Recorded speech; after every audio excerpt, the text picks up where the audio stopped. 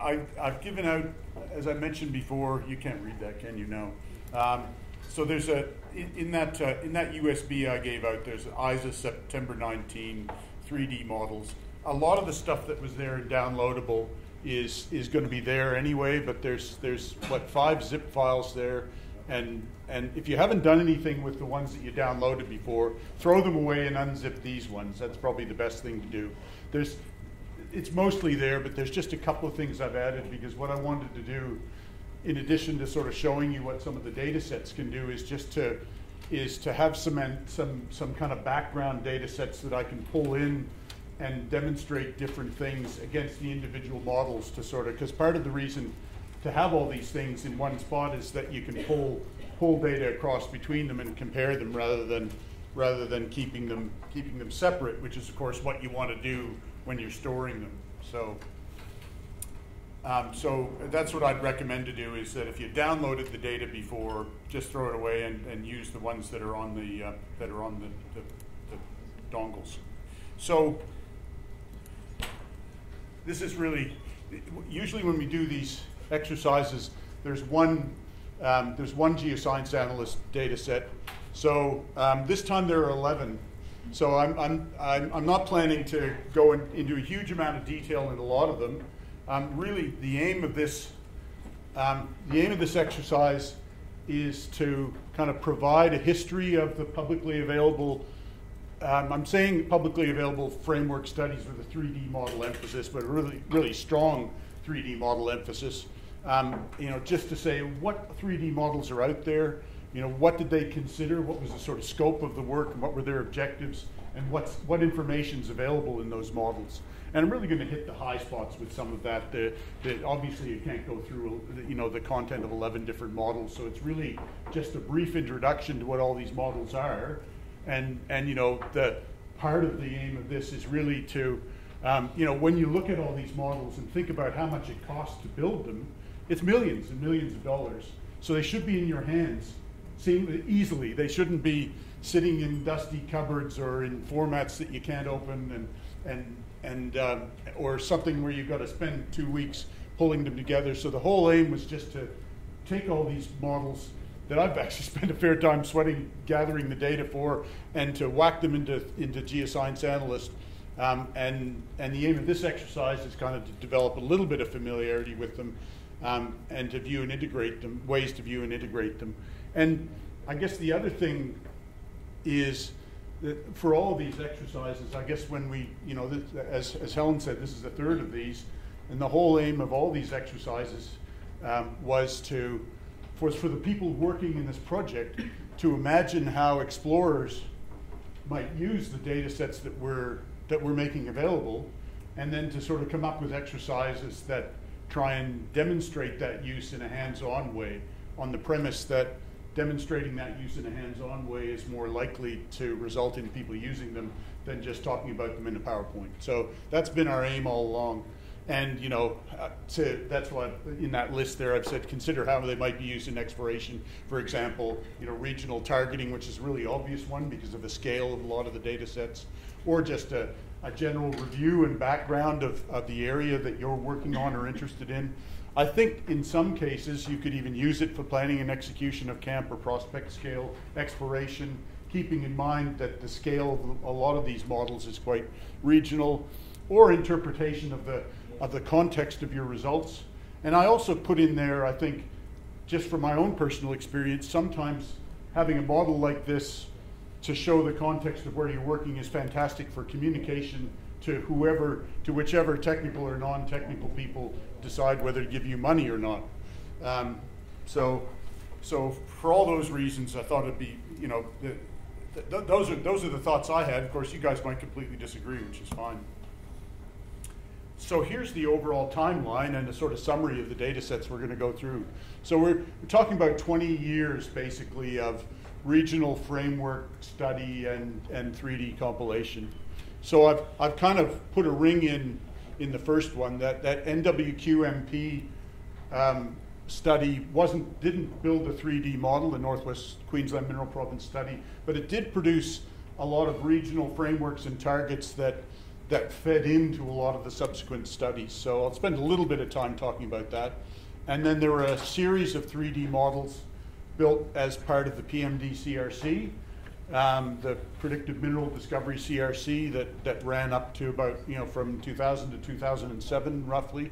The I-1 project, which was focused on the Western Succession, the I-2/3 project that was focused mainly on the Cloncurry region, the Eastern Succession, the I-7 project, which was kind of an outgrowth of those two projects and covered a larger area over most of Mount Isa, and the G14 project, which was focused on the Long Hill region. So we'll go through all those. And then there was a number of different activities that were mostly compiled in the NWQMP, Northwest Queensland Mineral, and I can't remember what E stands for in that. What's that? Energy, that's it. I was going by petroleum. No, that doesn't work. So there was a model anyway, I'll go through what that model is. There was a series, one of which was done really by the GSQ building on work outputs from the CRC, one by PGN, so a group of people, Laurent Lier, Pete Betts and company out of Monash. Mira Geoscience did a prospectivity model in the Mount Dore region. And then following on from that, we had a model that was built by the GSQ, by Matt and Courtney in the Quombi region. And I'll go through that to a certain extent, but I'm not going to go through all these in a huge amount of detail. And then the Deep Mining Queensland project that I was involved at the very end of.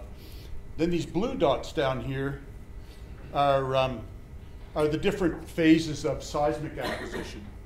So I remember the excitement followed by a little bit of disappointment, I think, when 94, when the first seismic line was gathered in Mount Isa. And it's better now than it used to be, but when it first came out, it was certainly revolutionary in its own way, but we've, the data has steadily improved. But what I've also included in the information I've given to you is a compilation, and I've mentioned this already in questions, a compilation of all the interpretations that I could find that were publicly available, because there just wasn't one that I could find. And even when you find them, they're not actually in the position on the map that they're supposed to be. So I've actually plotted them, if they're a wiggly line, I've plotted them as a wiggly line in Geoscience Analyst. So I'm not going to go through that, the seismic Geoscience Analyst file by itself, but what I am going to be doing is pulling in seismic lines to place context on some of the individual models that we look at. Stop me anyway at any point, by the way, if you have a question or anything like that. So the first thing I'm going to talk about briefly is the Northwest Queensland Mineral Province report from about 2000, and that was a collaboration between SRK and Taylor Wall and Associates, Esri, Queensland Government. And as I said, without going through a huge amount of detail, I think that's the first sort of publicly released detailed sort of time-space diagram. There were earlier efforts, obviously. It built on a lot of hard work by a lot of people, but it was the first sort of systematic compilation of the geology, both from a lithostratigraphy point of view and a lithology point of view, and a solid geology and a series of targets. And I went through some of those targets in the target compilation workshop, so I'm not going to repeat that now. But there's an example of some of those targets. So you could see some of the blue and green outlines there are all targets for different mineral, mineral process models. Okay, and again, the reason I'm not going to spend any more time on this one or go through any data for it, but the reason I'm mentioning it is that it was formed the basis of a lot of the subsequent work. So the next project, and we will soon get into some data sets. The first, there was I could have put in another exercise or another program in there, which was the Australian Geodynamics Cooperative Research Centre, which did a lot of work in the Mount Isa region, and certainly produced some very useful outputs. I haven't been able to find any 3D models from that work. So a lot of the work that arose from the Australian Geodynamics CRC was much more in the form of papers, special volumes, and that sort of thing. But there weren't really any data sets that I could find that we can make use of in this sort of context. So really, the first 3D data set that was kind of put out as a systematic product that that's publicly available was the data set associated with this project, the Mount Isa I-1 project, so the Western Succession 3D Basin Architecture and Mineral Systems in the Mount Isa Western Succession. And you can see it sort of covers an area from north of Mount Isa up to Century.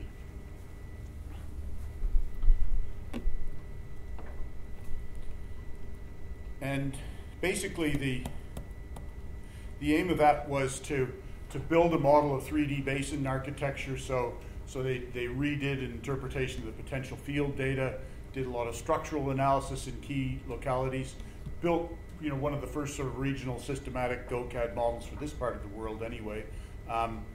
Looked at a lot of, so combined, I guess, the 3D modeling with structural work, and also gathered some additional thermobarometric data to try to constrain, pressure temperature conditions at the low temperatures and pressures of the Western Succession.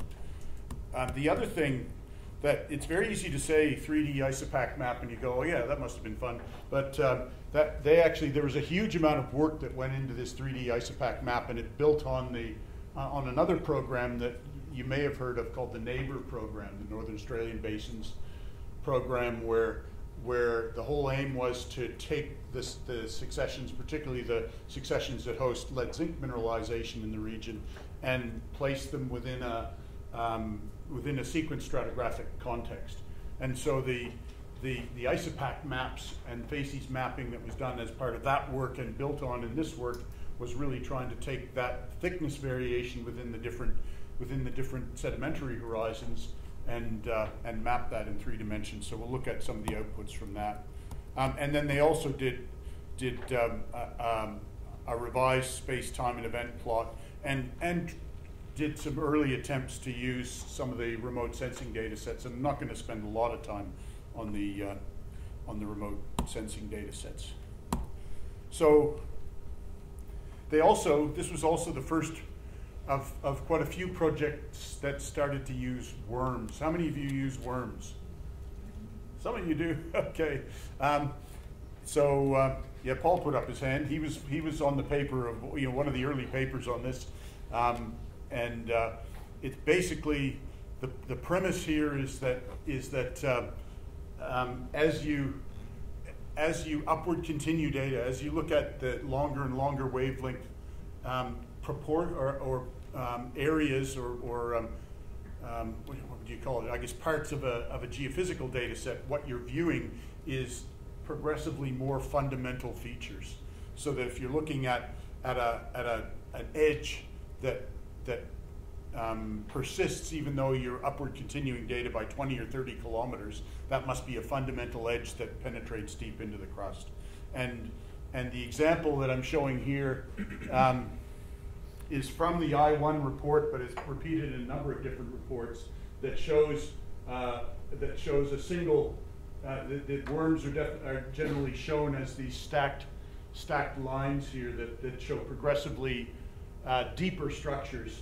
And what they noticed was that there were a series of there was a single line that kind of joined up Mount Isa, Century, and MacArthur River. And then Dave Houston in 2018 presented some data that I'm not going to go through the detail of it all, but looking at fundamental isotope patterns that seem to mimic that worm, or at least confirm its existence as potentially a fundamental structure that explained the location of some of the ore bodies. And I'm not going to sort of go into any more detail on that. What I'm going to do now is go go to the first geoscience analyst project to just show you the I1 project. I thought rather than just opening up and saying, here we go around the I1 project, that we would actually look at the worms from that project and compare it to some of the other data that's in there. So if you start up Geoscience Analyst, has everybody got Geoscience Analyst on their computer now? Who's computing?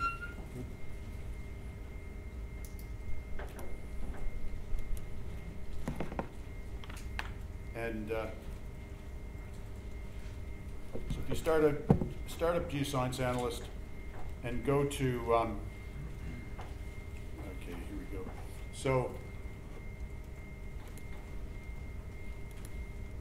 if you go to Open Workspace, and the one we're looking for, and in this case it doesn't matter if you have the old or the new one; they're identical. I1 3D model.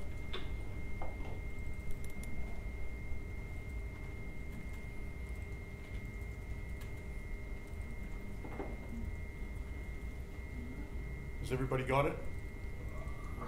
Is anybody not finding it?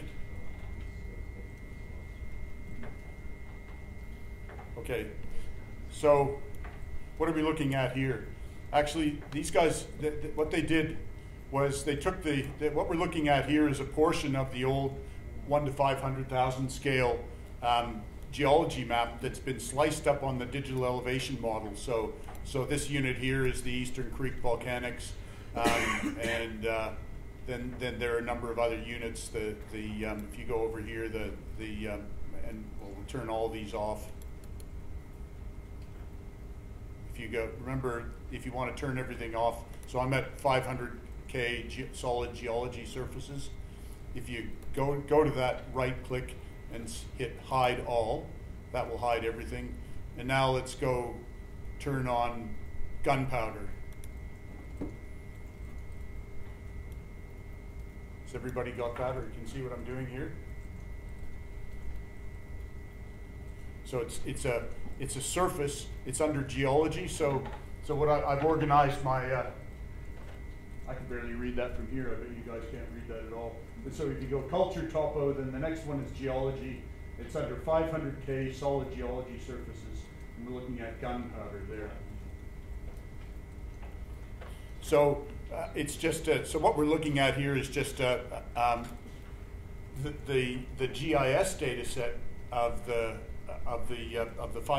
old 500,000 scale map of the Mount Isa region, where the digital elevation model's been cut up by the geological outlines, and it's something that I think is a good way to look at solid geology in this sort of setting, but it takes a little bit of work to do it. So having opened this up, the first thing I'm going to do is actually, rather than just proceeding with this data set as it is, we're going to open a new data set, because I think with all of these ones, it's a little bit hard to get reference images. So I'm going to go, or it's a little bit hard to get where you are if you don't have some sort of familiar background. So I'm going to go to, if you go to File, Import, GeoImage. So File, Import, GeoImage just basically allows you to open an image that's been previously, and that brings us into, are you in something called Geoscience Analyst? If you go to Geol Map and choose NWMP Grav Resid, so that's the gravity residual. Is there anybody lost, or if you're finding that?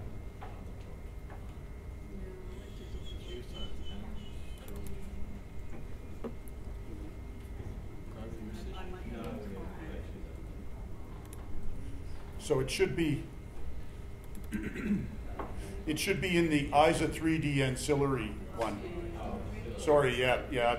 In the new one I gave you, it's under ISA 3D ancillary. Geol Map, Grav Resid, NWMP Grav Resid. You said the elevation. What's that? You just said the elevation. And then this one set, you can paint this on a DEM if you want to, but I'm just going to set an elevation. So just type in whatever you want. 200 is probably not too bad. So when you bring in a map image, it asks you what elevation you want to plot it on, though you can drape it on a DEM if you brought one in. I don't have a DEM in here, so I'm just setting the elevation at 200. So has everybody got the gravity in? Who hasn't? Anybody anybody having a problem? Okay. So what we're going to do now is look at the worms. So if we're in this one, and you look at geophysics, under the geophysics folder, there's a subfolder called worms. And if you turn that on, I've already got the gravity worms turned on, and that's what I want to look at. So if you click on worms, you can see what it's brought in there, which is that same set of lines that I was talking about. So these are lines that are basically detecting edges at different levels of upward continuation, and the higher up. If we zoom in here, the higher up the lines are, these lines that are sitting up here represent edges that go deep into the crust, or that's the interpretation anyway, whereas the ones close to the image are ones that are, chattery information that doesn't necessarily show anything, or doesn't show anything sort of fundamental. So now the other thing that we want to do in this one, in order to, I'm just going to, actually before I continue, I'm just going to walk around and make sure that people are actually getting this data in. So I'm going to take 2 minutes to just have a quick walk around and make sure that you're not all staring blankly at me and haven't brought in the data. You got it? Yep. You're in? Yep. Okay. Yep.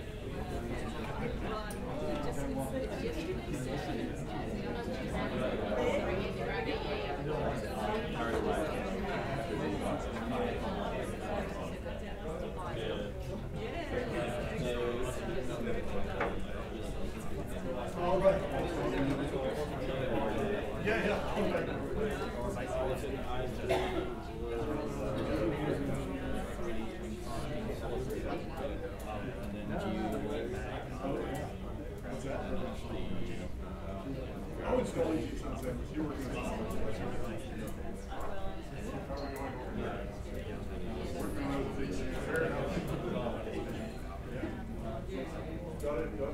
Good.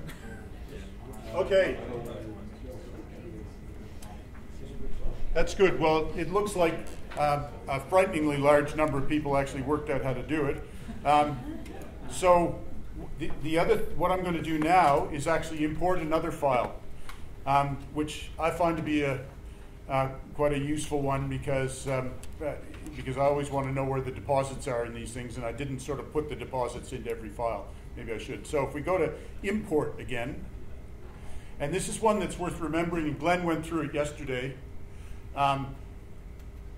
This sort of approach is something that you can do for if you've got any data that's got an X, Y, and a Z, this is how you bring it in. So you've already seen this yesterday, but if we go to import ASCII column file, and then what we're actually looking for is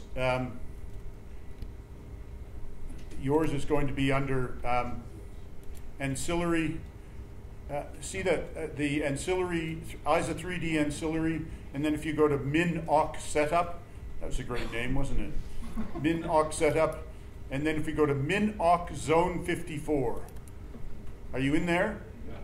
Okay, and now the file that we want to actually get is, now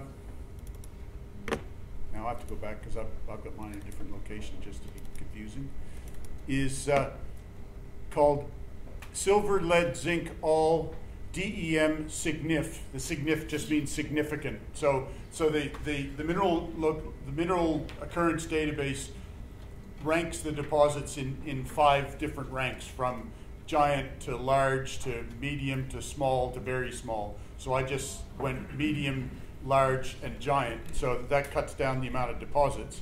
So we just want the median, so silver, lead, zinc, all 7 zone 54, DEM, that means they're just painted onto the DEM signif. Now we get this import. Has everybody got this import points window?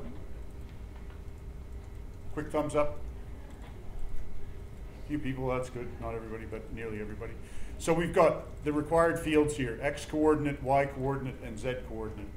And again, hopefully some of you may remember this from Glenn going through it yesterday, but if you go to the X coordinate and choose East 94, so that's East, should be, MGA 54, GDA 94, so East 94. And then the Y coordinate should be North 94. Is everybody following that?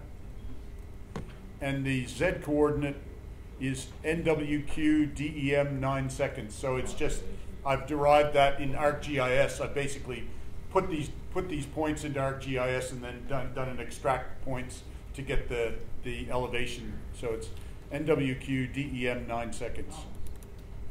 So now we've got the X, Y, and Z location of all these points. And they've appeared. And you won't see anything because the map's too busy. So what I'm going to do is turn off everything else. So I'm turning off actually if we go to workspace, right click and choose hide all, and we'll just start again here. So you should now have something at the top of your workspace called ASCII imports, and if you turn that on, you'll see some dots there. Has everybody got the dots? So those are the deposits, and you can they've come in as points like this. You can also fiddle with whether they're points, or you can make them into spheres. If you make them spheres, you have to make them bigger. So points plot at screen resolution, but if you make them into any of the three-dimensional objects, then you have to change them to a meter resolution. So I've changed that to a sphere, the node symbol over here on the right-hand side. Under visual parameters, if you change that to a sphere, you then have to change the node size to a big number. So let's change it to 5,000. That means the deposits are now 5 kilometers. They're 5 kilometer spheres, so they're enormous. Now what we'll do is turn a few things back on. So if we go back down to images and turn on the gravity, what I'm also going to do now is go to the gravity. So if you click on the gravity over here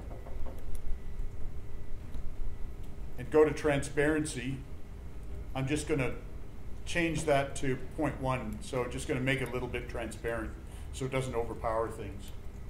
Am I getting ahead, or are people following me? Good? All right. So now what we have is these are really the major deposits, and when you look at them, I think that's, you can actually, you can look at this window down in here and actually get a feel for which one is which. So I'm pretty sure that one's should be Walford Creek. Yes, so that's Walford Creek. That's Century, and see the ones that are coming up yellow down in here, and you may not be able to read that, but it says Century. And then this one's going to be Grevillea, then that's going to be Lady Loretta down here, George Fisher, Mount Isa, and so on. So now we've got the deposits, we've got the gravity. Let's go back to the worms. So I'm turning the worms back on.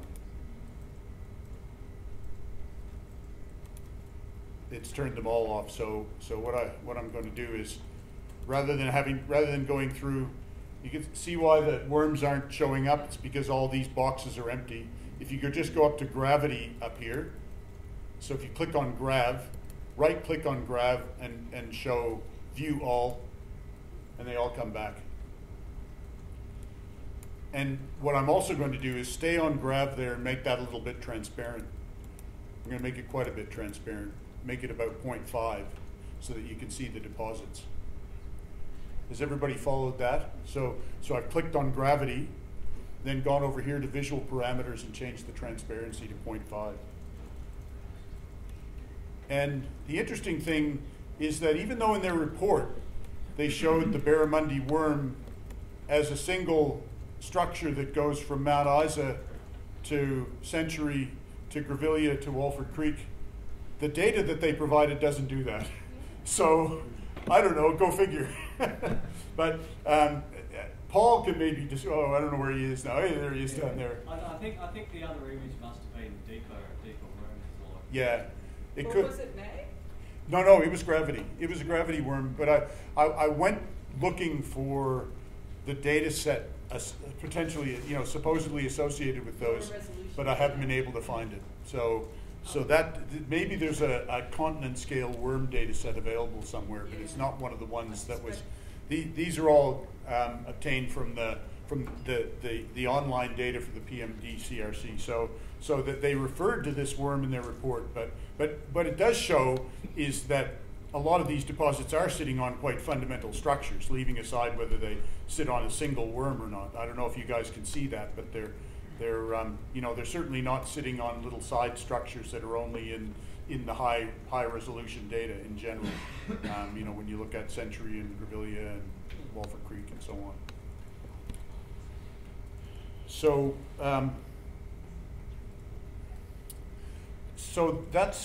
we're going to leave that one now.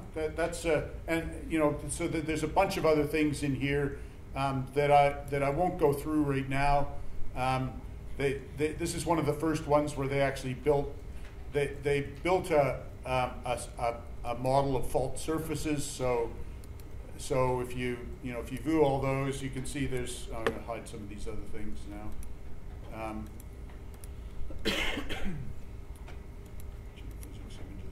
So there was an initial attempt to build a 3D model of fault surfaces. They also built a model of the Eastern Creek volcanics, the top and bottom of the Eastern Creek volcanics, which are under geology ECV surfaces, and a lot of the lines that went into the cross sections, that sort of thing. And from my understanding, it was a lot harder to build models in GoCAD then than it is now.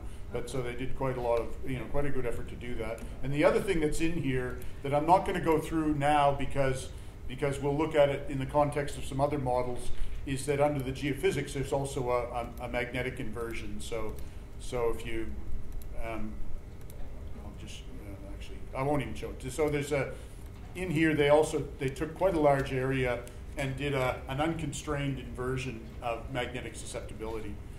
So that's the I1 project, or that's that part of the I1 project. The other part of it, so we'll hide everything again. So if we go to workspace, hide all. The other part that is worth it to have a look at is the isopack surfaces, because this is, I think, important for targeting. Partially in this area, but certainly for sediment-hosted base metals in general. So the first thing we want to do now is go back to the geology. So we're still in the same workspace. We go back to geology and choose fault surfaces, and right-click on fault surfaces and go expand. Not expand all. I didn't want to go expand all. View all. So we'll go back and we can see these fault surfaces again. So this is showing really the faults they modeled as part of this. And then we're going to go down to stratigraphy and choose isopacks. So if we turn on stratigraphy, turn on isopacks, is everybody following? You finding it in there? Isopack surfaces, and we're not going to look at them all, but what I'm going to do is just turn one on. So we've got this flat surface. Now, probably you might look at this and say, well, I don't think that's the surface of the Surprise Creek Formation in this area. Anybody who's worked in the Western Succession knows that these sort of surfaces aren't flat. So what they've done here is that they've actually just put out a flat surface there to portray the thickness variations in this case in the Surprise Creek Formation. And you would think that that's not a very difficult thing to do. In fact, when you go to isopack points and plot them, you can see all those yellow points in there. I did that kind of quickly. So if you go back to isopack points, Surprise Creek Formation, isopack, all these points are actually either derived from map views or from actual field traverses where they've gone out with a stick and measured and done gamma logs of an exposed section of the of this part of the stratigraphy. So it was an enormous amount of work, continuing on from the style of work that was done in the neighbor project to map sequence stratigraphy in this part of the world. And what we've ended up with, if you go down to Surprise Creek surface and click on Z, you won't see anything yet. So if you click on Z, select Z, you following? So I've gone stratigraphy, isopac surfaces, Surprise Creek surface, down to Z, which is not actually showing the depth, it's showing it's a sort of an analog for the thickness. And then you have to go over to this data colors section over here and actually specify a lookup table to display those thickness variations. So let's just click on the top one here, which is just a linear transform. You following this? So if we're under data colors, we look at the histogram here, go to the top one and select a linear transform. It asks you for a range here, and we're just going to leave that at its default. And then now what you can see is that there are more pink areas, representing thicker portions of the Surprise Creek formation, and then more green to blue areas, which are representing thinner portions.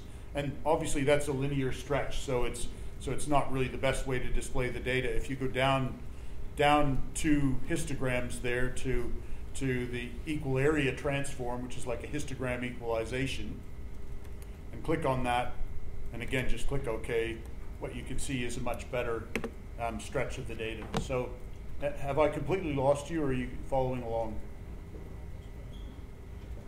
Good, I see some thumbs up.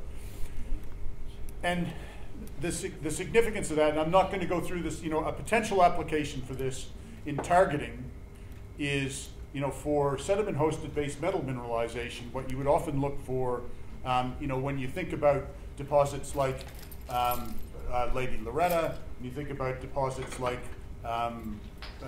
HYC in the Northern Territory, or even Tina, what you see is that the mineralization is associated with the intersections between what you would infer to be basin stage faults and areas of anomalously thickened, locally thickened stratigraphy. So it's interesting in this case that if we turn on the, well, actually we're looking at silver, lead, zinc deposits here, but if you put on copper deposits, there is an association of copper deposits with some of these thicker depot centers. But I've run myself so far behind time, I'm not going to bring those in. So the last thing I want to do when I look at this one, and it's actually, again, we're spending a bit more time on this one than I wanted to, but it's showing you some of the things that hopefully you'll be able to generically do, is that you might want to say to yourself, okay, well, what does the seismic tell me in this area? We've done a seismic line through this area, so let's have a look at that. So if we go back to now File, Import, GeoImage. So I'm going to get the seismic from this compilation of seismic interpretations that we've done. So if you go File, Import, GeoImage, and then the directory you want to go to is under Seismic, which is and so if you go to the seismic directory, and then under seismic, I'll do it in here. It'll be under interpretations. Back here, seismic interpretations. The line that we're interested in this case is called 06GAM3. Now we've got 2 different interpretations here. One from George Gibson. So George Gibson, who wrote a paper in Ore Geology Reviews, I think 3 or 4 years ago, where he put out his interpretations of all the 06 seismic lines. But we'll go to the one that the Northwest Queensland the NWQMP Mineral and Energy Program data set, which published a set of seismic interpretations for all these. So we're going into the NWQMEP directory. And can you see there's a bunch of files here called size interp 06GAM3 crop 0 to 49. Does everybody see those? Select them all. Every single one of them. So 0 to 49. I've just selected them all. And then go open.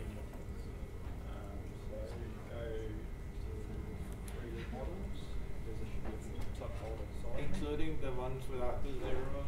No, just the ones that are crop 0, crop 1, crop 2, all the way up to crop 49.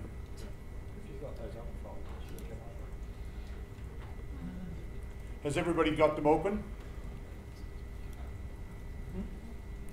So now what I'm going to do is I'll turn those surfaces off again. Stratigraphy, and we'll leave the faults for a second. So that's actually the seismic line with an interpretation on it. So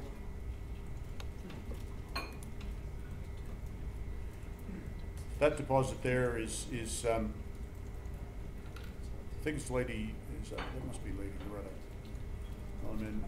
Yeah, so this is Lady Loretta here. It's off the section. But I guess what we're looking at here is if you turn the mag back on, or the gravity. Actually, I might get to bring the mag in, but anyway, no, I won't. I'll just go from where we are. So this allows you to actually look at the fault interpretations in that section, and compare that to the gravity, to the magnetics, to anything you want. Now, I think this comes back to a point that Paul was making earlier, and that is that there's also a listric fault interpretation in this one. So there's the main fault that marks the edge of the Leichhardt River fault trough is interpreted in the seismic as an east-dipping listric fault. When you look at it in the mag, it's just rammed straight. It goes sort of north-northeast. And it's hard to imagine that a listric fault would be so straight that it wouldn't wobble more in terms of its strike. But anyway, there's this interpretation. So in the data set that you've got, all the interpretations are there. The George Gibson's one in this case isn't too different, I don't think. So that gives you a feel for what's in this data set. Did everybody manage to get this far and get the seismic open? So basically, all of the interpretations that I could find are in those folders, and you open them up all the same way. There's going to be what you'll see. You'll see a set of files that go from _0 up to _ a number, and when you bring those all in, what they basically are is a series of individual little images that I've put in so that I can show the three-dimensional trace of that line.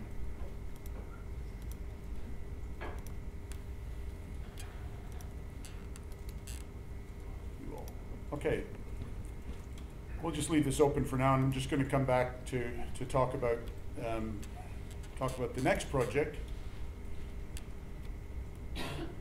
So we've looked at the isopaxic fault and the seismic for I1. Now let's move on to the I2 project. So this is a project that was focused on the eastern succession. It was focused on the region from Cloncurry and south. And basically, it was it put together a 100,000 scale solid geology interpretation that was based in part on the previous NWQMP project. They did an updated chronostratigraphy, though at that point there was still the realization that the Stavely was younger wasn't still there, so some of the correlations have now been superseded. They also used worms as a basis for doing three-dimensional interpretation, so we'll have a quick look at those. And one of the key things that was done as part of that project was a series of 7 sections. So 7 deep interpretive sections that cover an area and spaced 35 kilometers 30 kilometers apart, going down to 35 kilometers depth. So I guess you would say it was a pseudo 3D model that also had, they also built some surfaces, but didn't build a full 3D model. And I can understand why, because the geometry in this region is, I would say, orders of magnitude more complicated than the geometry in the I1 region of different rock units, and probably orders of magnitude less well understood. So, yeah, so what we'll do now is have a look at this one. And we'll do that a little bit more quickly than the last one. So if we go to File, Open Workspace, you can save that one if you want to. I'm not going to save mine. Go back to where the geoscience analyst files are kept, and open the I2 3D model. Everybody got that far?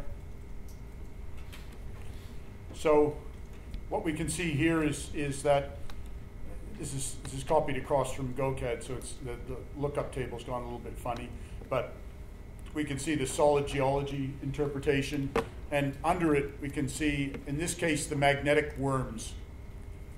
So I don't know if you've got that up yet. So this is actually the same sort of processing, but it's just applied to the magnetics rather than the gravity, and rather than plotting the worms going up into the stratosphere, they've actually shown them going down into the earth. But I think the important thing to recognize here is that just because a worm moves in a certain direction doesn't mean that that's necessarily indicative of dip in this case.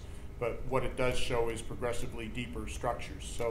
So we'll. But I thought it should in general. I mean, if your contrast boundary has a dip to it, we should see that in the change in the worms as you. So I'm going to show you. I think for a unique source that would be the case, but because you have a unique source ever, so yeah. I think the signal was not a unique source. You're saying as you get deeper, it's coming from something different.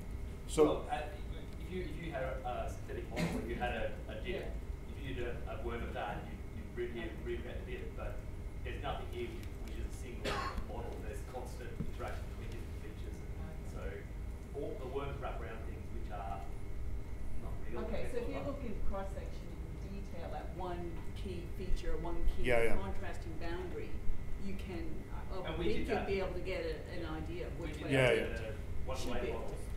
When we did have information about objects, we used worms to help drive what we thought the dip might be. Yeah, so there's an asymmetry. If you look at these two ones, this is a sort of steep body, and what you can see is that the worm is just diverging as you go to greater and greater upward continuations. Okay. Whereas when you look at this one, which is I guess representing probably what's a dipping body, that you have much more asymmetry to the worm that might give you an indication of dip. But in general, it's when you just see a worm that goes like that, it doesn't mean it's dipping. That there are two different things dipping that way. So, right, that's a bit of a diversion. But so if we come back to so we'll come back and have a look at the gravity here. One thing that was pointed out as a sort of fundamental bit of this study was three worms. One here. Whoops. The Cloncurry fault. This worm right here.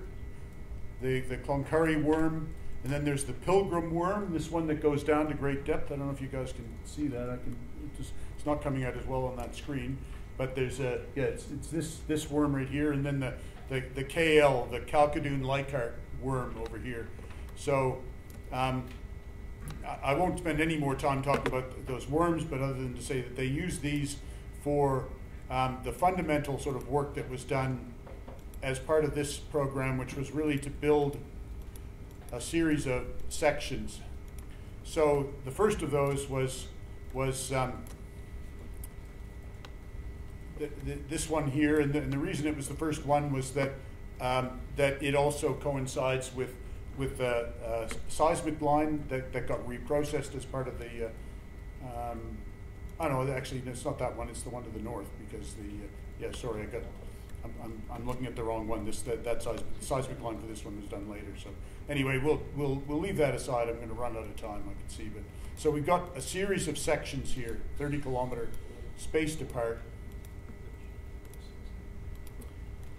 and that really produced an interpretation all the way from from south of Cannington to kind of north of Eloise, not all the way up to Ernest Henry. That shows a consistent interpretation of lithologies and structures from one end to the other.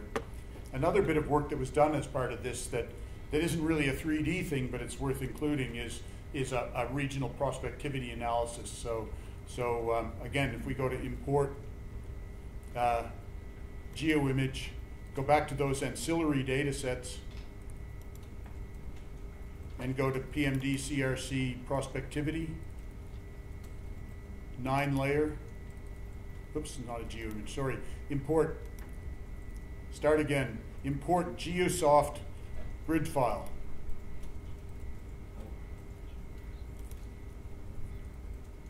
pmdCRC prospectivity, 9-layer, and then this 9GL run 5 WOFE log pp.grid, and of course you understand exactly what that means. So it's weights of evidence, posterior probability, log posterior probability. So a higher number basically means it's a higher confidence target based on 9 different criteria. Has everybody found the It's in the miscellaneous folder, not the other. Oh, sorry. Which layer? Number 9. Yeah.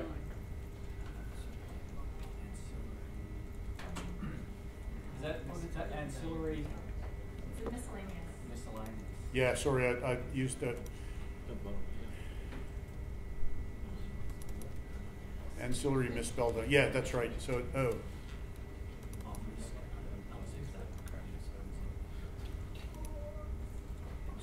oh yeah, miscellaneous. Yeah, you're right. It's in miscellaneous. So what you can see here is a very ugly looking image. It actually covers a. Has everybody managed to open that? It won't load. Soft login. What's it saying? You need to log into GeoSoft to load it. Oh. You need to log into GeoSoft to open GeoSoft files? You need to have a GeoSoft ID in order to access their API. Stop. Okay, forget this one. I didn't realize that you needed that to load GeoSoft files. Forget it. Forget I even started that one. Sorry.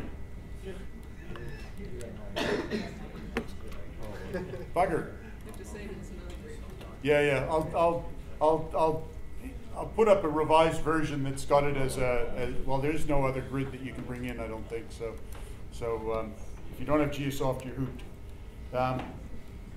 Okay. You can just register for a GeoSoft ID, or even if you install their viewer, you'll get the ID automatically. All right. Okay. Well, that's good to know. It's a requirement of their API that you need to have that connectivity. Ah, okay. I see. Yeah. If anybody uses the Oasis Montage viewer, Yeah. it comes with that. Right. Okay. Yeah. Sorry about that. So we're gonna push on. So I've covered the pilgrim worm.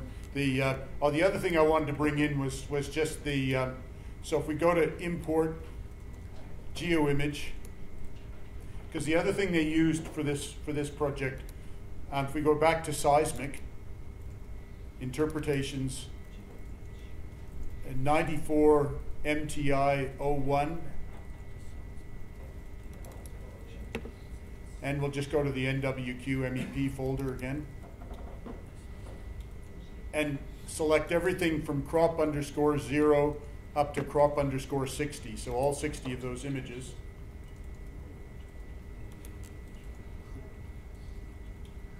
Which line was that, Greg? 94 MTI-01.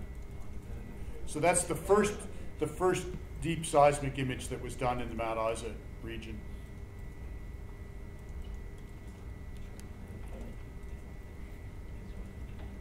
So how do we import that one? We go import you go, File, Import, GeoImage, and then you want to get into that 94MTI01 directory, into NWQMEP. In the seismic folder. Yep. 94 MTI 01, NWQMEP, Yep. and then select everything from crop 0 to crop 60, and hit open.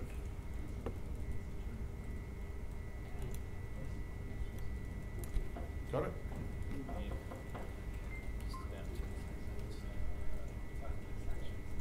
Okay.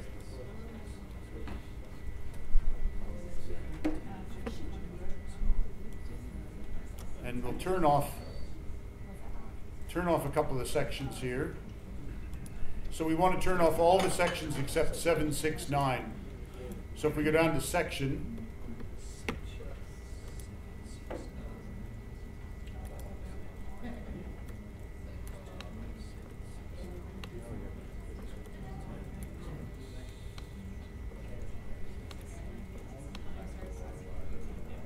so now we can just look back and forth at the,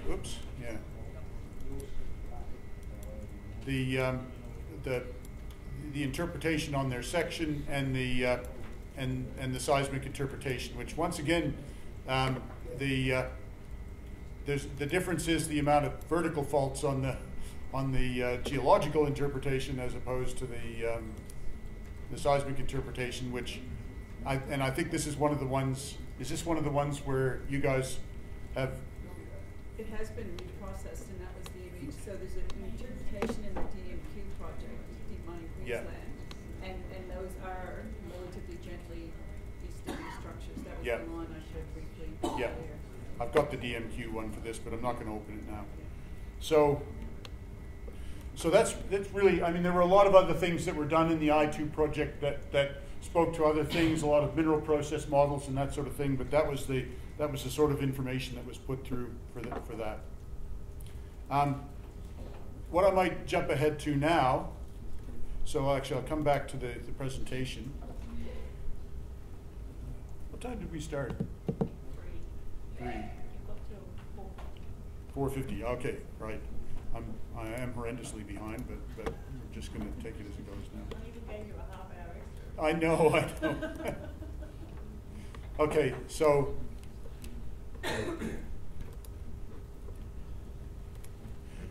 following on from the I2 and I3 project, as I said, there was then an I7 project that broadened its scope to really cover basically Mount Isa and the MacArthur Basin, so a pretty broad area. Really, the northern Australian basin that hosts that hosts a lot of the lead zinc systems. So that the whole aim was to do a unified analysis of all this, so there was this adoption of a super basin concept where you've got the Leichhardt super basin, the Calvert super basin, and the Isa super basin that's still used today. There was continued significant use of worms, including looking at density of worms, density of discontinuities in the data as a targeting as a targeting method. A lot of the initial data for this I haven't been able to find. So we do have all of the 3D models for these, and the basis for this work was really a series of 10 kilometer, roughly 10 kilometer, but up to 16 kilometer in some case, spaced sections. So the approach was to build a series of sections and to build a 3D model on the basis of that, and also then there was an exercise of looking at taking that ISOPAC approach and mapping thickness variations over the entire broader super basin that extends from the southern end of Mount Isa all the way up into the Northern Territory. And that's the series of sections. There's a workspace or there's a geoscience analyst file in that's in here as well called I7 sections. And if you want to have a look at these sections, these are actually registered versions of the original hand-drawn interpretive sections for all these areas. So you might say, oh God, well that's kind of disgusting, but I think it is actually quite useful. If you want to go into an area, you can see exactly what they were thinking and what they were drawing on that section, because often what happens is that that doesn't really, not all that gets transferred to the final interpretation. So that's in there. In the interest of time, I'm not going to open up that I7 sections where the cross. It's actually called NWMP cross sections.goh5. So we won't open that one. We will have a look at this one though, the ISOPAC model. So if we now go back to Geoscience Analyst and go File, Open Workspace.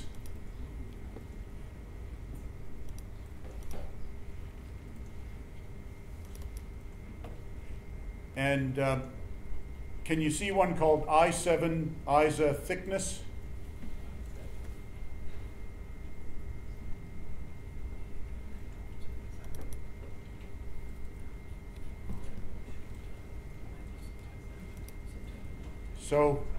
So we've got basically, is everybody with me now? You got it, found it? Okay. So you can see I've divided it up into there's four different folders here. There's one called Entire Area, there's one called ISA, one called Lawn Hill, and one called MacArthur. So let's go to the Entire Area one to start with. And we'll look at the base of the Leichhardt thickness one. I'm focusing on the Leichhardt and the Calvert because in a couple of these, the ISA thickness one, because the ISA superbasin is the last thing before you get to the surface, there's less information on the thickness, unfortunately, because that's the one we're most interested in. But that's what the data has in it. So if we look at the Leichhardt thickness, what we're looking at is a surface here where, and I should point out as well that for all these surfaces, if you actually want to know what this color map shows, so you've got these colors, and if you're used to looking at map images, you would say, well, this is probably a thicker zone than this zone over here. If you select this base Leichhardt thickness actual surface over here, and then click on the lookup table or the color bar, that will now show you the what is that showing depth? Sorry, I've got to go to thickness Leichhardt here. Okay, now it's showing the thickness. So I don't know how you can have a -1,000 thickness, but anyway,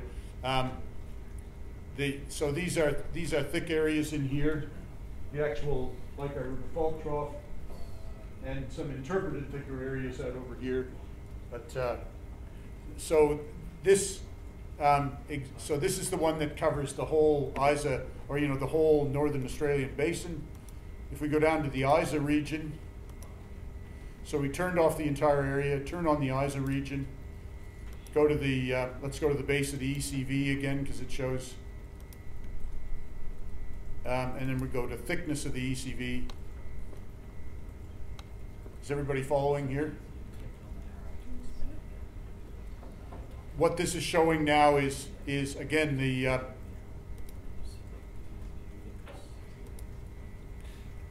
interpreted or modeled thickness of the Eastern Creek volcanics spatially over the area, and I guess not surprisingly, we've got a thicker zone in here. I'm not sure what they're correlating with over here to call it the Eastern Creek volcanics, but this is what the data has in it anyway. So that's another significant model from the I7 project, and it's certainly the first systematic attempt to map this sort of thing. So that's another another key output of the I7 model. And I guess the point to make there is that again, this was all available and downloadable if you've got GoCAD and if you can get at the sort of older version that it was sitting in. So that's that's that one. Correct. Did you say that was Eastern Creek and correlative? So we could do things like diaphragm. Yeah, I think they would have. That's what they would have done. I'd have to go back to all of these things have reports associated with them. I'd have to go back and check that. I mean, there's not a huge amount of metadata that sort of backs up the details of the interpretations, but I would have thought that's what they would have done. Yeah.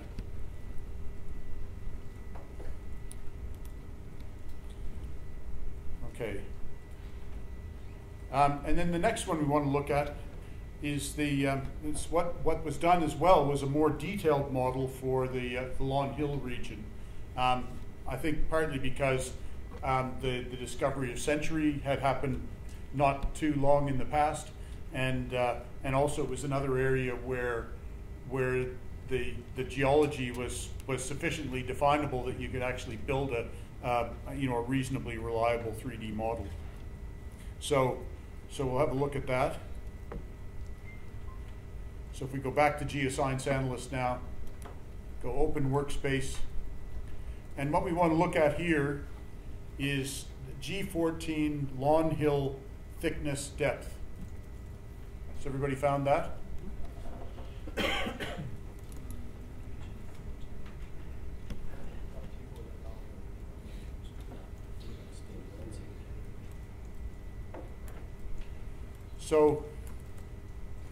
So if we look at that one, basically what we're looking at here is there's three different categories here. There's DEM, that's just a digital elevation model. That's currently turned off. Then we've got a faults. So I'll turn off the horizons. If you turn off the horizons for a second, what you can see is that a single unified fault model for this area. So these are the interpreted faults in 3D. Now, what we might do again here is bring in the deposit so you can see where you are. So I'm going to do that slightly differently this time, just so you're aware of this from the point of view of dealing with the data. And that is, so we'll leave this one for a second. Start another instance of Geoscience Analyst. So if you go down to Myra, Geoscience Analyst, start another instance of it.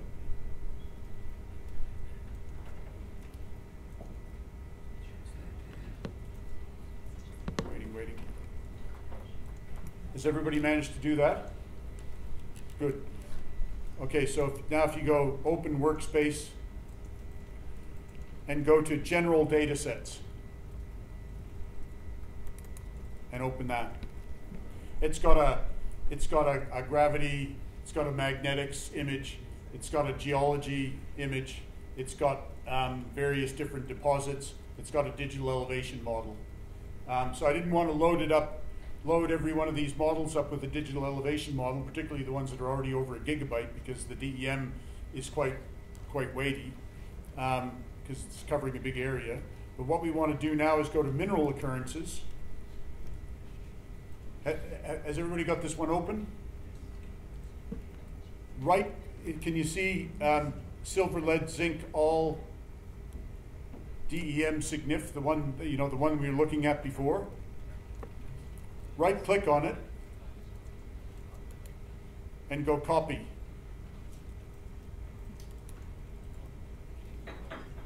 Now go back to the other instance of Geoscience Analyst and right click on the workspace and go paste. There it is. That's a lot easier than importing it every time because you don't have to specify the X, Y, and Z over and over again. Did everybody follow that, or have I lost anyone?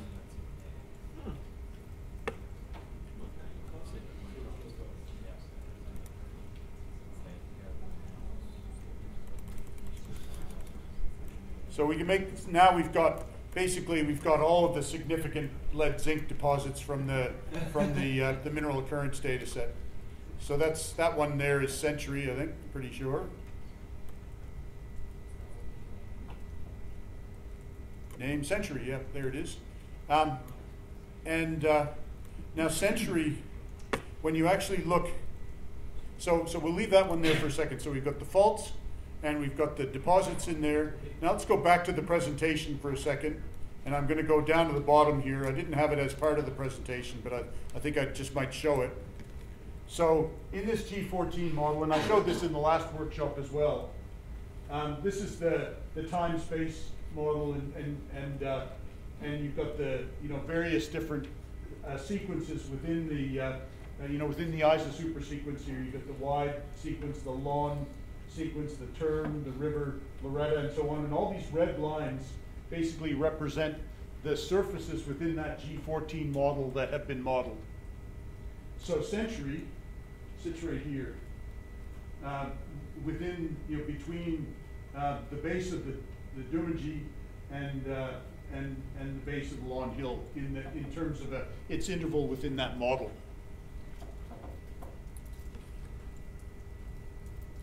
So if we go back to I just wanted to give that bit of context, because when we go back to the horizons here, what we can see is that all of those units that I showed you before, the Dumaji, the lawn, the termite, the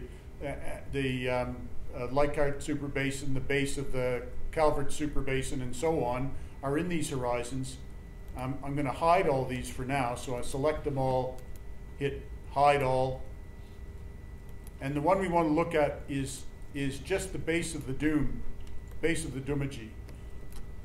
And the reason that we want to look at that one is that inside that, I've actually put an isopack of the distance between the base of the Dumaji and the base of the Lawn Hill Formation, which is the only indication we have in this model of stratigraphic thickness variations at roughly approximating the timeline of Century, on the premise that areas where that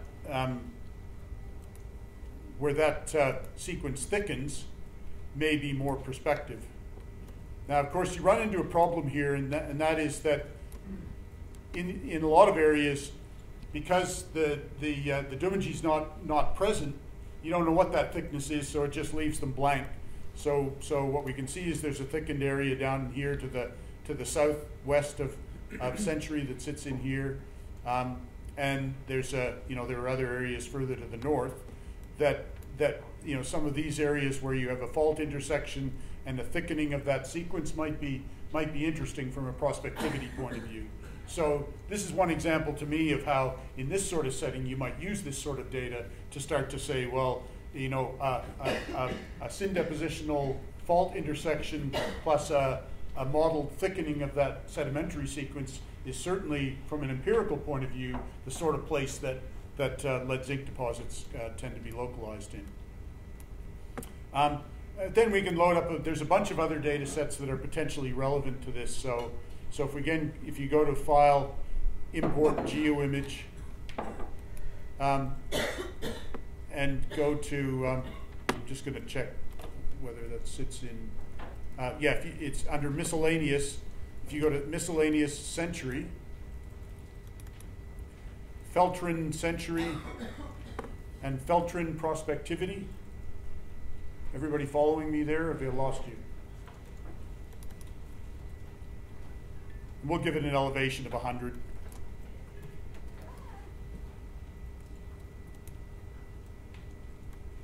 So this diagram is actually another sort of weights of evidence style prospectivity analysis that Leo Feltrin did as part of his PhD study, where he identified, or he looked at a whole range of different criteria, including thickness of the sedimentary package and other indicators to rank prospectivity. Obviously, the termite range fault, which runs along here, is one that that's clearly been given a high rank in his scheme. But these arrows show other areas that he's identified as being prospective that are sitting away from, that zone.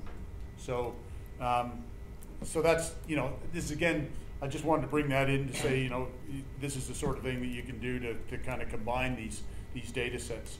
Another example of that's kind of interesting, I think, in this area. So one thing I'm going to do that I didn't do before is that when I bring these things in, like Feltrin prospectivity, rather than leaving it as images, which is the directory that geoscience analyst makes when it brings in images, I'm going to change that to Feltrin. You change it to anything you want, just so that when it brings in the next set of images, it doesn't write them into the same directory. So I clicked, in order to do that, I clicked rename, or F2. And then just change the name. So now I'm going to import go back to the seismic again. So if we go to seismic interpretations, 06GAM2, and we'll go to MMG, which is, so MMG reprocessed the original 2006 seismic for this area. Have you found this? So it's opening it as a geoimage, seismic interpretations, 06GAM2, MMG.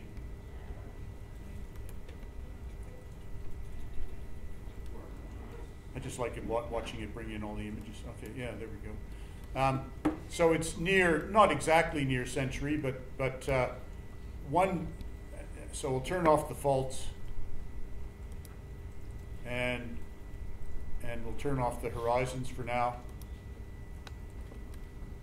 And what you can see they've done is that in the other available interpretations, in the interest of time, I won't open all the other ones up, but you're welcome to do that.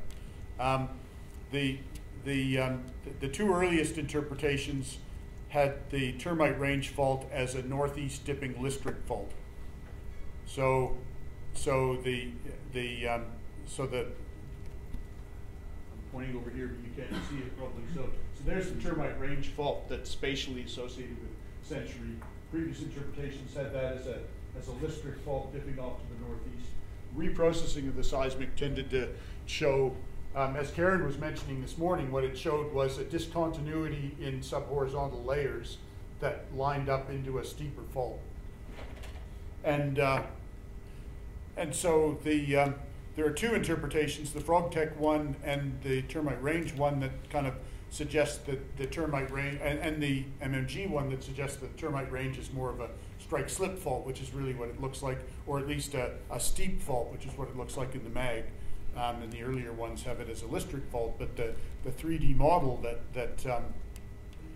3D model that was built as part of this, which really has been developed since has been improved since the finish of the pmdCRC, has the termite range fault as being very similar to what the reprocessed seismic shows. So again, there's another. There's probably just about. I think this is just about the last data set that was produced as part of the pmdCRC. Because when you look at the final report for this project, there are a whole bunch of images or a whole bunch of areas in the report where it says insert conclusions here.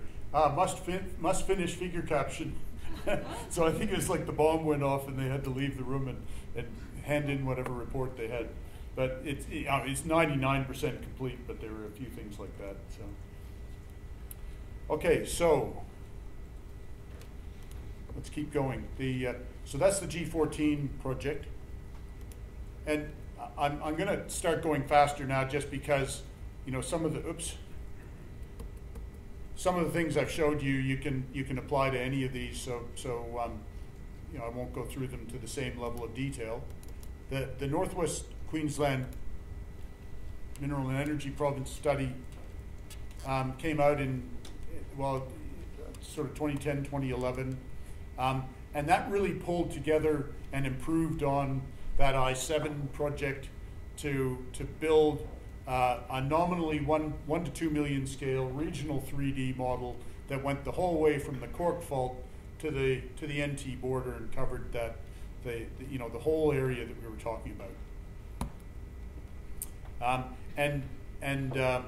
So I haven't really gone through the I-7 fault model and horizon model, because it was really superseded quite quickly, or superseded by this model. This is probably the one to look at rather than going back to some of those earlier models if you want the sort of continuous 3D coverage for the whole region. So there was a rework of the 250,000 scale geology, revised time space work.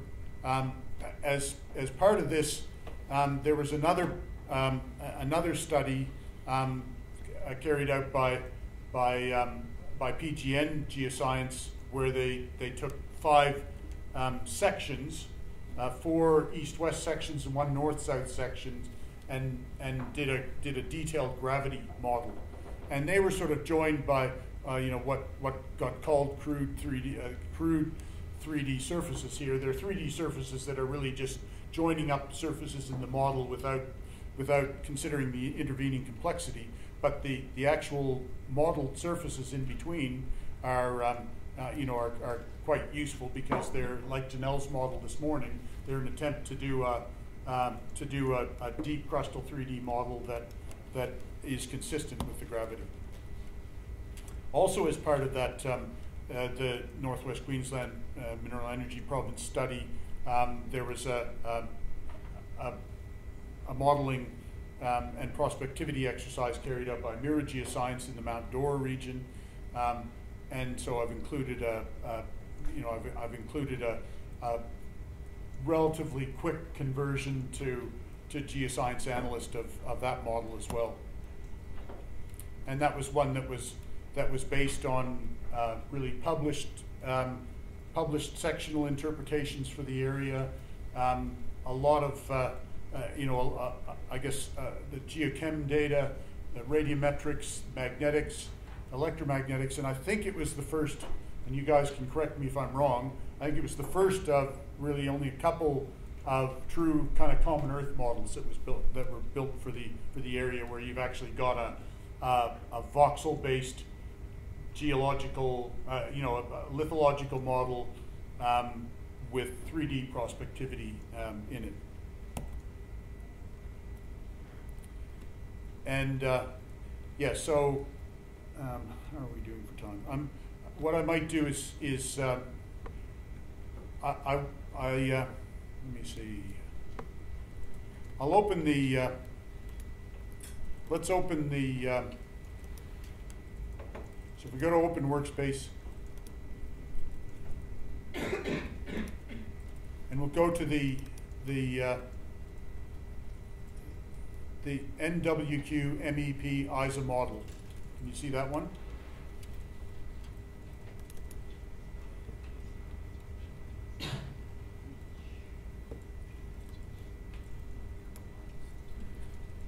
So that's basically, again, a sort of pretty quick copy across of the original GoCAD model that was in there. And what you can see in there is, if we turn off the so I'm turning off the stratigraphic surfaces and the granites, you can see the level of detail to the fault model. If you open up that faults directory, there's a lot of individual faults in there. 500. What's that? 500, roughly. at how much time per fault, Matt? Well, about 2 years. So. Yeah. So there's a lot of blood, sweat, and tears in this one,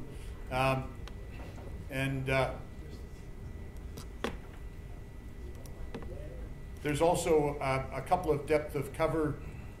So there's data points for depth of cover, and a surface here where, again, if you choose Z,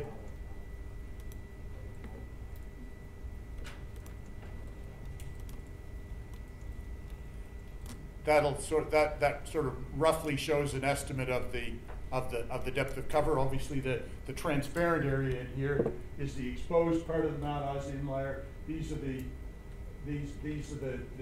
shallower areas of shallower cover, and then the deeper areas. So there's a depth of cover model in there, and then a series of stratigraphic surfaces.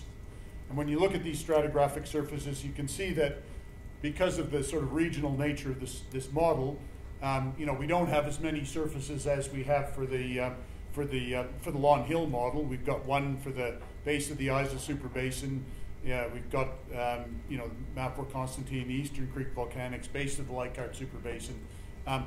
So it's a useful model, definitely useful at a regional scale.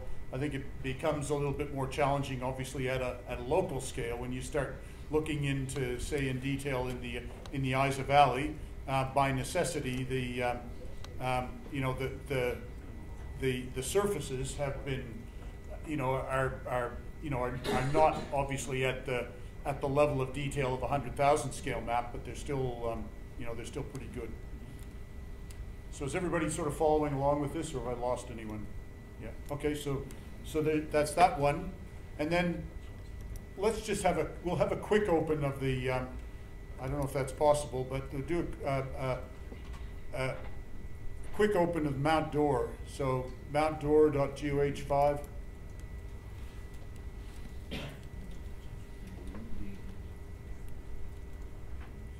Once you start putting in block models and box it, then it starts to get a little bit more difficult. But okay, so that was a really boring way for that to come in, actually.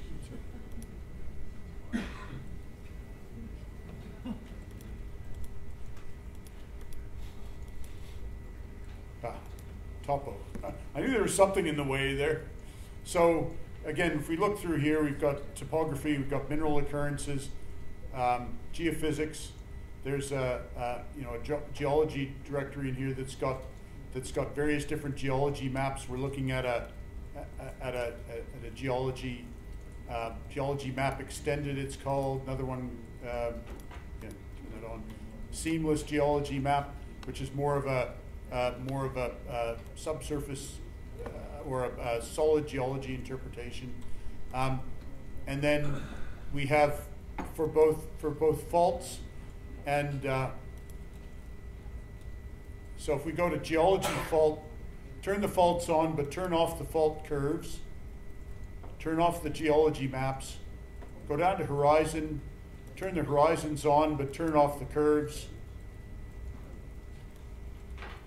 And that shows, I haven't changed the colors here, so they're kind of lurid colors, but it basically shows the interpretation that we've got in here. So we've got surfaces for a number of different horizons. I'm going to drag that across to see them. So the Belonga, Llewellyn, Staveley, Maribor Volcanics, the Williams-Narracoo batholith, and fault horizons. So again, if we turn the transparency up a little bit there, you can see through that model a little better. But what we also have as part of that is so if we turn off the horizons, or actually just turn off the geology, turn on this one called Common Earth Models. And what you can see there is, remember I showed you the weights of evidence model that was done as part of the pmdCRC project. Well, this is a weights of evidence model that was done in 3 dimensions. So basically they took the three-dimensional interpretation of the geology plus geochemistry plus geophysical criteria plus mineral occurrences, and built a 3-dimensional model of that of prospectivity for this area. And so if we go down to look at that Common Earth model, what you can see is that it's like a block model. It's got 1,000 different things in it. So you can, and I'm not going to do that now, but you can interrogate all these different things in terms of contributions to the model. And so what we're looking at is one of the some A-sharp filter one. That's just one of the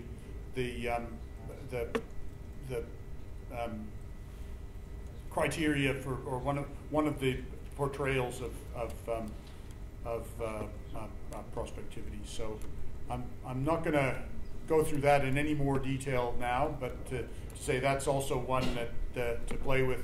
There are there are a series with Common Earth models, as Glenn showed you yesterday. There are a bunch of different ways to look at these. So we're looking at a few different sections here. If we turn all those off and just look at, just zoom in on that section. So we're looking at, if I've selected this Common Earth model, gone to sections and just looked at a V section now, and we can move that and tick that on. We can go back and forth on those sections. We can show a volume, and we can clip that volume and do do density slicing and everything, but not today. I'm running short on time. So this is another one that was an output from that for that Northwest Queensland Mineral Province study that came out in 2010. All right.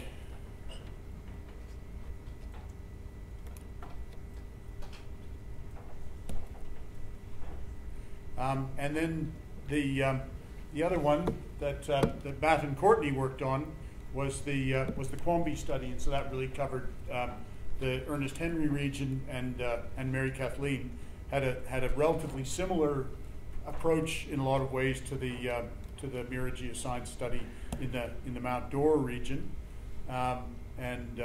so it used as a basis the 100,000 scale solid geology. Did a series of sectional interpretations to build a 3D model that was refined with geophysical inversion, and then a prospectivity modeling in 3D on the basis of a set of defined criteria. So actually what I might do is that it's a really big file. So I don't know why it's got, I guess it's because it's a huge Common Earth model, but I'm, what's that? 25 million cells. Yeah, 25 million cells. So I'm not going to get you guys to open it because I think it just might lead to grief, but it's very useful, and actually it's interesting to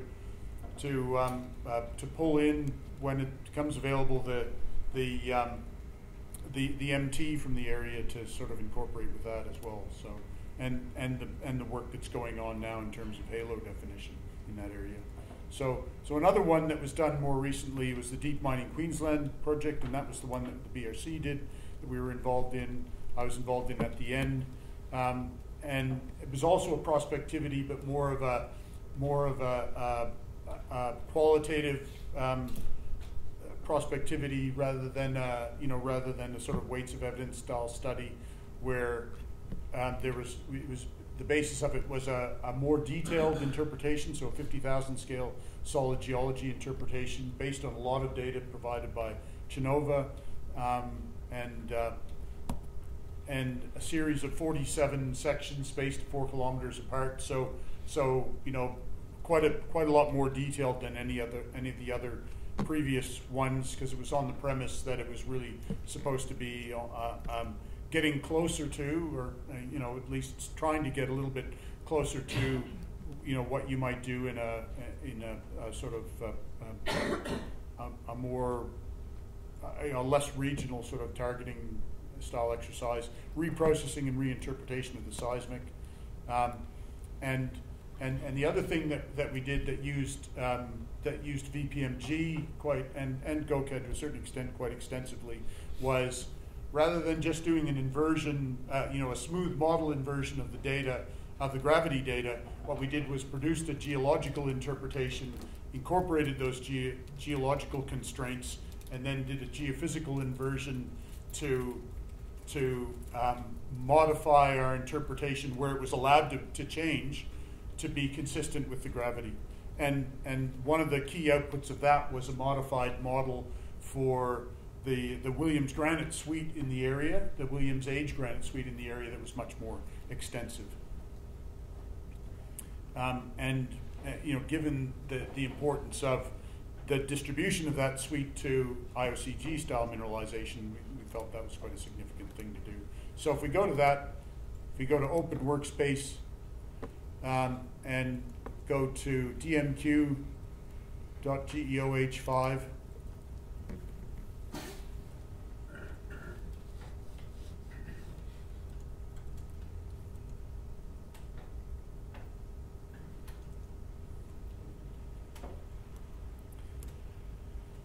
so what we're looking at there is the sort of full model of faults, stratigraphic surfaces, and granite. So I'm going to just deconstruct that a little bit. I'll turn off the prospectivity one too. So we've got 3D geology.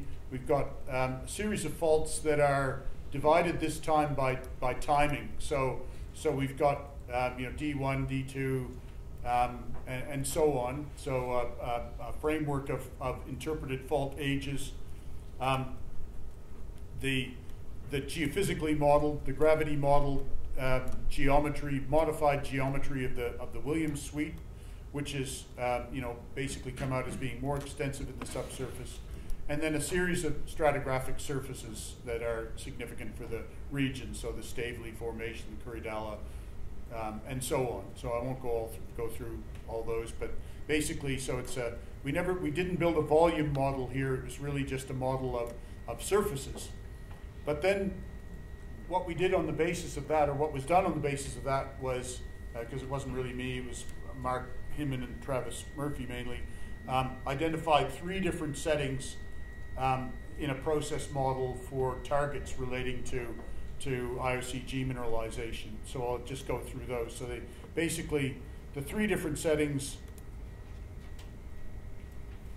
that were identified were sort of swan-style targets, as they called them, where basically you had oxidized and more brittle units of the Staveley Formation in stratigraphic contact with overlying more reduced and ductile units of the Currydala or whatever, and the prospective areas where granite edges in the subsurface coincided with those zones. So we've got a subsurface granite edge here, the Staveley contact, a buffer around it, and prospective areas associated with that. And then, so I'll show you. Oops. So if we go back to this model, we'll turn off the 3D geology, turn on the prospectivity, and go to this unit, this thing called TOPS STA buffer plus 1500 minus 500 limited by topography. It's a mouthful. It's basically a buffer around the Staveley Formation. So we've got the top of the Staveley Formation, a buffer that goes 1,500 meters above it, 500 meters below it, and then these colors represent proximity to the edge of the granite. So in other words, these areas that are a hotter color, oops, are closer to the edge of the granite. And what I've tried to do, I don't know if it worked. Oh yeah, it did. I learned something from Glenn's exercise yesterday. So I've actually attached the model in here into the geoscience analyst model to say this is the 3D representation of what those colors represent. So the hotter colors are the areas where there's an underlying granite edge, which is what we can see here. Under this unit, there's an underlying granite edge. And without going into the same amount of detail on all the other ones, we've done the same thing for Stara-style targets. So these are ones where you have Staveley in contact, you have brittle Staveley in structural contact with more reduced and ductile units. And we call them Stara-style because that's where Stara sits. And again, if you click on that, it brings up a representation of what's happening in this case, where we have actually a fault contact between Staveley Formation and other units. So we've got and proximity to the granite associated with that. So and the other thing I wanted to mention for this one was that the basis for this 3D interpretation was this series of sectional interpretations. So there's quite a few of them. This was talking about 2 years. I think this was about 2 years of Mark Hinman's life, and John Donoghue, when you take into account all of the geophysical inversions that we had to do to get a satisfying model. So that's the DMQ model.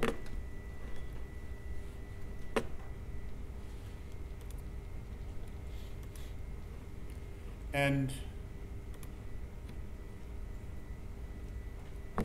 what I was hoping to do was leave some more time at the end. I think we've got 10 minutes for you to do whatever you like, or ask questions, or so I hope that gives you an introduction to the sort of data sets that are available out there. There are other ones like the seismic. So the seismic one, for example, just contains all of the seismic interpretations that you can, zoom about in. And the whole aim of this was to just put all these in your hands, have fun, and if you have any questions now or later, let me know. So thanks a lot.